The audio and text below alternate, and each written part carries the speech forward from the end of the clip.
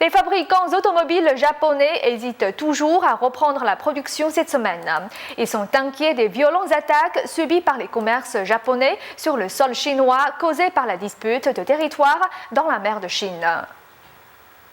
Les constructeurs automobiles japonais ont suspendu leurs activités en Chine ce jeudi, après les attaques subies par certaines enseignes dans les cadres des manifestations anti-Japon en Chine. Nous mettons la priorité sur la sécurité. En ce moment, chaque entreprise décide si elle veut reprendre ses activités. Dans ce sens, toutes les opérations ne vont pas reprendre face à la situation actuelle.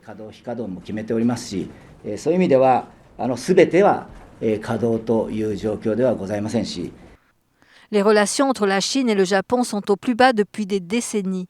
Le 18 septembre était célébré l'anniversaire de l'occupation de la Chine par le Japon en 1931, un événement que les dirigeants chinois qualifient d'humiliant.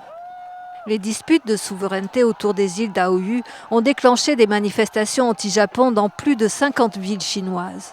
Au cours de ces manifestations, des magasins, des produits et des voitures d'origine japonaise ont été détruits. Des appels au boycott des produits japonais ont été lancés sur Internet. Akio Toyoda, président du groupe Toyota Motor, a appelé à une résolution pacifique, précisant que les deux pays doivent coopérer.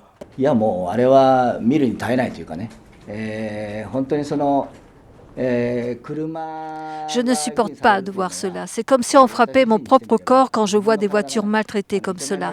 Les sentiments et la passion des personnes impliquées dans la construction de ces voitures sont aussi blessés.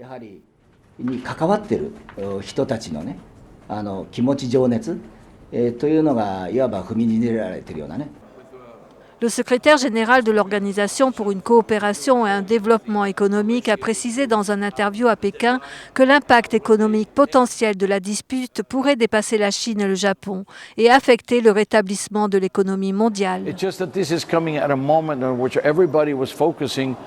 Cela se passe dans une période où tout le monde se concentre pour sortir de l'ornière, pour empêcher qu'un pays comme la Chine soit affecté, pour qu'un pays comme le Japon sorte de la déflation.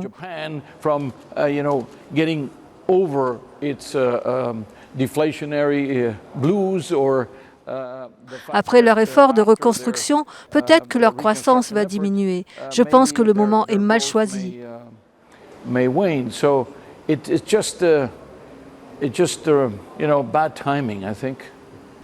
La Chine et le Japon sont les deux plus grandes économies asiatiques. Leurs échanges bilatéraux ont augmenté de 14% en 2011 pour une valeur de 345 milliards de dollars.